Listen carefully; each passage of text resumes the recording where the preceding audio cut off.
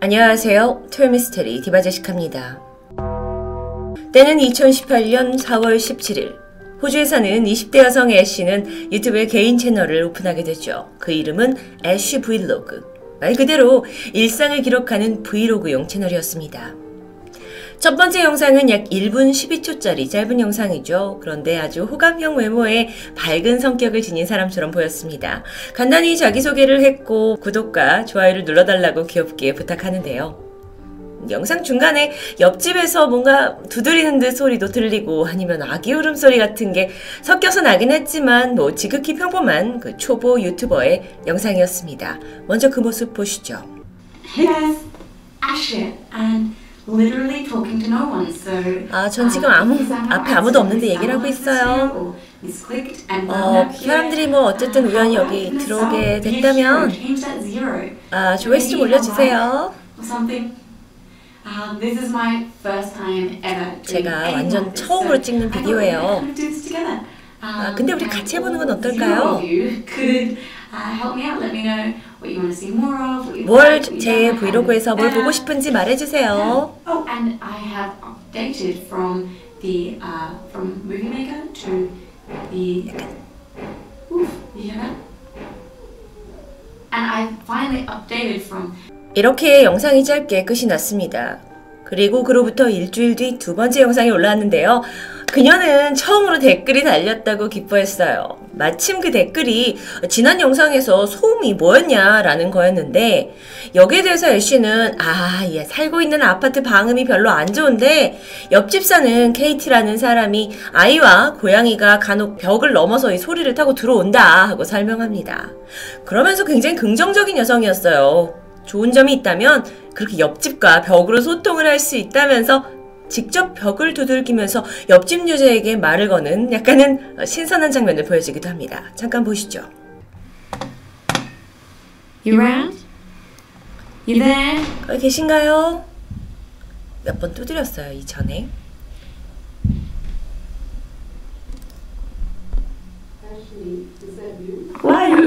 애쉬, 너니? 잘 있어요? 너 뭐 하는 거야? I mean, I thought that our whole relationship was monogamous. Don't worry, I'm just messing with you. 저 그냥 장난치는 거예요. 이런 평범한 대화가 오고 갔죠. 그리고 이후로도 그녀는 꾸준히 브이로그를 공개합니다. 방에서 새로 산 마이크를 언박싱하는 모습도 있었고 그러면서 노래를 하기도 해요. 또 화창한 날 공원에서 소소한 게임을 즐기는 모습도 있었죠. 뿐만 아니라 회사에서 일하는 듯한 모습도 있다 보니까 그 브이로그답게 친근한 느낌을 받을 수 있었습니다. 근데 마냥 즐거운 일들만 올린 건 아니에요. 한 영상은 불면증에 대해 고민을 털어놓기도 했고요. 또 한 번은 애쉬의 방이 2층에 있는데 야외 주차장이 훤히 보이는 구조입니다. 그런데 의문의 자동차 한 대가 새벽 내내 자신의 방을 올려다보고 있는 것 같다면서 두려움을 호소하기도 했죠. 어쩌면 그 유튜버로서 조회수를 올릴 약간의 자극점을 알게 된 건 아닐까요? 다행히 별일은 없었다고 합니다. 그렇게 유튜브 채널을 운영한 지 2달이 지난 2018년 6월 11일 애쉬는 상기된 표정으로 깜짝 발표를 하게 되는데요. 무려 구독자 630만 명의 대형 유튜브 라카라카 채널과 콜라보 영상을 찍기로 했다는 겁니다. 라카라카의 운영자는 데니라는 20대 쌍둥이 형제인데 그는 이제 친구와 함께 과격한 장난을 치는 영상도 찍고 코스프레를 해가지고 상황극도 만드는 그런 아주 유쾌한 영상들을 만들면서 인기를 얻고 있었습니다. 이게 워낙 유명한 채널이다 보니까 구독자가 아직 10,000명도 안 되는 애쉬가 걔네와 콜라보를 한다? 이건 엄청난 기회로 느껴질 수밖에 없었죠. 그리고 한 달이 흐른 2018년 7월 27일 애쉬의 계정에 새로운 브이로그 영상이 올라옵니다. 친구들과 만나서 차 타고 밥 먹고 농담하는 아주 평범한 내용이었어요. 그런데 영상 끝부분에 집에 도착한 애쉬가 익명의 누군가로부터 대형 택배 박스를 받았다는 내용이 들어있는데 안을 열어봤죠? 그랬더니 컴퓨터 외장 하드가 델랑 하나 들어있습니다. 약간 애쉬가 황당하고 좀 소름 돋는다면서 다음 영상에서 친구와 함께 이 외장 하드 내용을 확인해 보겠다고 예고를 하게 되는데요. 그리고 그로부터 3주가 지난 8월 16일 저녁입니다. 드디어 애쉬가 친구 앨리스와 함께 집에서 그 외장하드를 확인하는 영상이 공개됐어요. 보니까 컴퓨터에 연결을 하자마자 바탕화면에 새로운 파일 하나가 생성됐죠? 파일명이 cef.exe. 애쉬와 친구가 아주 호기심으로 클릭을 하게 되는데요. 그때의 모습 보시죠. Let's get this watched. 자, 이제 보자. Loading. Okay. Loading. Excitement. Hold on to me, gal, please. 자, 핸드폰으로 찍고 있죠. 이상한 소리가 나더니 Wonderful sound design. 컴퓨터 화면이 약간 왔다 갔다 합니다. 뭔가 작동이 제대로 되고 있지 않은 듯해 보이는데요. 오류 메시지가 뜨고 있고요. 그런데 이때 갑자기 사진들이 뜨기 시작합니다. 신체 부위 같죠? 멍도 보이고요. 근데 뭔가 손짓하는 것도 보입니다.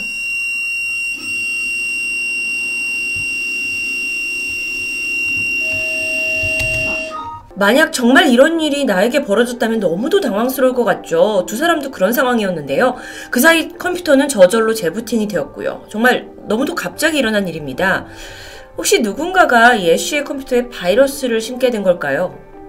그런데 그 이후의 일이 더 기이했어요. 갑자기 전화벨이 울립니다. 친구의 전화기가요. 앨리스라고 뜨는데 아는 사람이에요. 전화를 받았죠? 그런데 수화기에서는 시끄러운 음악 소리만 들려왔고 조금 후 전화가 끊겨버리는데요. 그리고 잠시 후 갑자기 애쉬 집 창문을 통해 강한 불빛이 비춰집니다. 동시에 음악 소리도 울려 퍼지기 시작했죠. 근데 그 음악이 방금 전화기 너머에서 들려온 바로 그 음악입니다. 그래서 밖을 내다봤어요. 그랬더니 음악을 크게 튼 차 한 대가 애쉬 집 쪽으로 전조등을 비추고 있는 거예요. 그렇게 이 영상은 끝이 납니다. 당연히 보는 사람한테는 궁금증만 잔뜩 남긴 영상이죠. 억울할까요? 아니면 혹시 스토커? 아니면 이벤트성 몰카라도 찍은 걸까요? 뭐가 됐든 이 영상으로 사람들의 관심은 증폭될 수밖에 없었고요.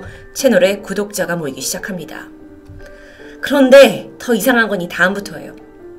애쉬의 채널의 이름이 별안간 바뀌어버려요. I know where she is. 그녀가 어디 있는지 나는 알고 있다죠. 뿐만 아니라 그 시점부터 이전과는 다른 영상들이 올라온 겁니다. 막 어두운 데서 찍혀서 이게 도대체 뭔지 모르는 그런 영상들인데 좀 기괴하고 잔인한 이미지들을 포함하고 있었죠. 이렇게 되니까 구독자들은 애쉬가 그 의문의 특배를 받은 후에 누군가에게 납치되었고 이 채널이 삼자에 의해서 운영되고 있는 거라고 의심했어요. 그런데 이런 일을 겪고 있는 게 애쉬뿐만은 아니었습니다. 앞서 콜라보를 같이 하겠다고 예고했던 대형 채널 라카라카 기억하시죠? 2018년 7월 13일 이 라카라카 채널에 누군가 내 여동생이 죽길 바란다 라는 아주 오싹한 제목의 영상이 올라와요. 이 주인공 데니가 뭐라고 하냐면 어느 날 내가 알 수 없는 계정으로부터 인스타그램 DM을 받아서 프로필에 들어가 봤는데 소름 돋게도 데니 여동생의 사진이 잔뜩 올려져 있는 걸 확인합니다. 여기서 데니가 시스터라고 표현을 했는데 친동생인지 아닌지 또는 친한 동생인지는 좀 헷갈리는 부분인데요. 근데 문제가 이 사진들이 굉장히 인위적으로 눈, 코, 입을 막 기괴하게 변형시켰다는 겁니다. 게다가 이 사진들 하단에는 알파벳이 적혀있기도 했고요. 데니 당사자도 너무 꺼림직하죠. 하지만 영상에서는 유튜버답게 이걸 소재로 주변인들한테 네가 그랬냐 추궁하기도 하고 어쨌든 나름 가볍게 넘어가는 듯 했습니다. 그러다가 사진에 암호가 있는 것 같다며 푸는 모습도 보이고 결국 영상 끝에는 사이버 수사대에 신고하는 장면까지 나왔는데요. 경찰은 이것만 가지고 단서는 부족하다, 수사는 어렵다라고만 할 뿐이었죠. 그렇게 하나의 해프닝으로 끝나는 것 같았습니다. 그로부터 이틀 뒤인 7월 15일 데니가 올린 영상에서는요. 애쉬와의 콜라보가 취소되었다는 내용이 들어있었죠. 그러면서 사연을 풀어내는데 애쉬가 이 데니에게 문자를 보내요. 그러면서 우리 콜라보 하기로 했으니까 퀴포숲이란 곳에서 촬영을 하자라고 제안합니다. 그런데 문제는 여기가 몇 년 전에 살인사건이 발생한 곳이라서 아주 소문이 흉흉하던 곳입니다. 게다가 밤 10시에 만나자는 제안, 혼자 나오라는 제안까지. 뭔가 이상했죠. 데니는 직감적으로 문자를 보낸 사람이 애쉬 당사자가 아닐 수도 있다고 생각을 했고요. 이것도 좋은 소재가 되겠다 싶어서 친구 10명을 데리고 카메라를 킨 채 약속 장소로 향합니다. 그렇게 어두운 밤 도착을 해보니 만나기로 한 장소에는 파란색 작은 텐트가 쳐져 있어요. 그리고 데니의 예상대로 애쉬가 아닌 의문의 남성 3명이 그들을 기다리고 있었죠. 데니도 겁을 먹었는지 나 지금 이거 라이브 방송 중이야. 나 친구 20명이랑 같이 왔어. 나 카메라에 너네 다 찍힐 거야. 하면서 나름 겁을 주게 되는데요. 다행히 그들은 사라졌고 이후 데니는 텐트 안쪽을 살펴보게 됩니다. 안에는 의미를 알 수 없는 기괴한 문양들이 남겨져 있었어요. 정말 이 유튜버의 대형 주작인가 싶지만 이 영상이 분명 오싹한 리얼리티를 담고 있는 건 사실이었습니다. 자, 그럼 지금까지 이 애쉬 브이로그와 라카라카 채널에서 발생한 일들을 좀 시간적으로 정리를 해보면 4월 달에 유튜브를 시작한 애쉬가 6월에 라카라카 데니와 콜라보를 하겠다 했죠. 그런데 7월 13일 데니가 여동생이 협박받고 있다라는 영상을 올렸고 7월 15일 이틀 뒤에 콜라보를 못하게 됐다 그러면서 숲 텐트에 관한 영상을 올렸습니다. 그리고 나서 8월 16일에 애쉬는 외장 하드를 언박싱하는 영상을 올린 후 자취를 감추고 채널명은 I know where she is로 바뀌게 된 거였어요. 이해되시죠? 그런데 잠깐, 예리한 분들은 이미 감을 잡으셨을 텐데요. 아까 텐트 안에서 찾았던 이 문양 기억하시죠? 이게 한 번 더 발견된 곳이 있습니다. 바로 애쉬가 받았던 의문의 택배 상자에도 분명 그려져 있었죠. 그럼 이건 어떤 특정 집단이 의도적으로 이들을 괴롭히고 있다고 봐야 할까요? 그런 큰 그림? 여기서 잠깐. 그동안 평범하게만 봤던 이 애쉬 브이로그 채널에는 사실 또 다른 반전이 숨겨져 있었습니다. 영상 아래쪽에 있는 더보기 칸 아시죠? 보니까 애쉬가 올렸던 모든 영상에, 그러니까 모든 브이로그 영상의 하단을 보면 더보기 칸에 각기 다른 링크가 적혀 있는 겁니다. 그래서 클릭해서 들어가죠. 그러면 10초 미만의 짤막한 미공개 영상이 재생돼요. 이게 아주 화질도 나쁘고 또 내용이 어딘가 불편하고 섬뜩한 분위기가 풍기는데요. 잡음이 시끄러워서 무슨 내용인지 잘 모르겠고 약간 폐가 체험 같기도 하고요. 일단 하나 보시죠.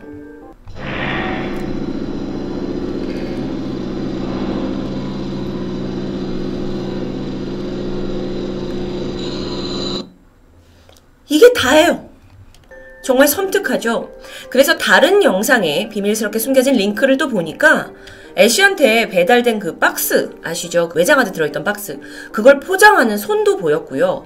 어떤 건 비명 소리가 들리기도 하고 또 심지어 어떤 다른 비밀 영상은 브이로그를 촬영하고 있는 애쉬를 몰래 숨어서 찍는 듯한 모습도 보였습니다. 자, 그렇다면 상식적으로 이런 그 비밀 링크를 애쉬가 직접 올렸다고 볼 수는 없을 것 같은데요. 그럼 애쉬의 계정은 이미 오래전부터 해킹을 당했거나 아니면 해킹을 당하고 나서 그녀를 줬던 누군가가 링크를 추가한 걸 수도 있습니다. 이렇게 호주 유튜브 채널에서 벌어진 공포 수수께끼 같은 스토리가 알려지면서 각종 SNS와 해외 커뮤니티에서는 애쉬의 정체가 뭐냐, 납치당한 거냐, 해킹당한 거냐, 그 문양의 의미는 뭐냐, 혹시 사이비 종교 집단은 아니냐, 디벳과 관련 있는 게 아니냐 하면서 온갖 추측과 음모론이 난무했습니다. 하지만 아직까지도 그 배후에 누가 있는지는 미궁에 쌓여있죠. 아니, 앞으로 영원히 찾지 못할 수도 있습니다. 그 이유는 지금까지 소개한 이 모든 영상들은 게임의 일부이기 때문이에요. 당황하셨나요? 정확히는 Alternate Reality 게임이라고 줄여서 ARG라고 부릅니다. 우리말로는 대체 현실 게임이라고 부르죠. 대체 현실 게임. 이건 컴퓨터를 이용해서 게임을 하는 게 아니라 진짜 현실에서 가상의 사건을 풀어나가는 방식입니다. 신선하죠? 그런데 여러분한테도 익숙한 개념입니다. 방탈출 게임을 생각하면 이해가 쉬우실 텐데요. 그 안에서 벌어지는 사건은 허구지만 이용자는 직접 눈으로 보고 손으로 만지면서 단서를 찾고 암호를 풀어나갑니다. 한 예로 TV 예능 대탈출 같은 경우도 ARG를 기반으로 하고 있어요. 이 게임의 핵심은 가상의 사건이 실제로 존재하는 것처럼 정교하게 설교가 되어 있어야 이걸 이용하는 사람들이 진짜 내가 현실에서 사건을 풀어나가는 듯한 느낌을 받을 수 있겠죠. 그렇다면 이 애쉬 브이로그 사건이 도대체 어떻게 대체현실 게임이 될 수 있었던 걸까요? 우선 ARG가 성공적으로 진행이 되기 위해서는 3가지가 필수적입니다. 가장 먼저 마스터라고 불리는 게임의 설계자인데요. ARG 사건을 꾸며놓고 또 암호와 단서를 여기저기 숨겨놓겠죠. 여기에서 애쉬의 유튜브 채널은 설계자의 계획 중 일부였던 겁니다. 그가 운영을 해왔던 거예요. 자, 그렇다면 두 번째 필수적인 조건은 유저들이 게임에 빠져들 수 있도록 하는 장치인데요. 이걸 레비톨, 그러니까 토끼구리라고 부른다고 합니다. 그게 애쉬 채널 더보기란에 감춰져 있었던 미공개 비밀 링크, 이걸 레비톨이라고 할 수 있어요. 그러니까 사람들은 게임인 줄 모르고 우연히 애쉬 채널에 왔다가 숨겨진 링크를 알게 되고 또 그녀가 이상한 일까지 겪게 되니까 점점 풀이를 해 나가는데 그러다가 이게 ARG라는 걸 깨닫게 돼요. 그리고 더 본격적으로 흥미진진한 추리를 시작하게 되는 거죠.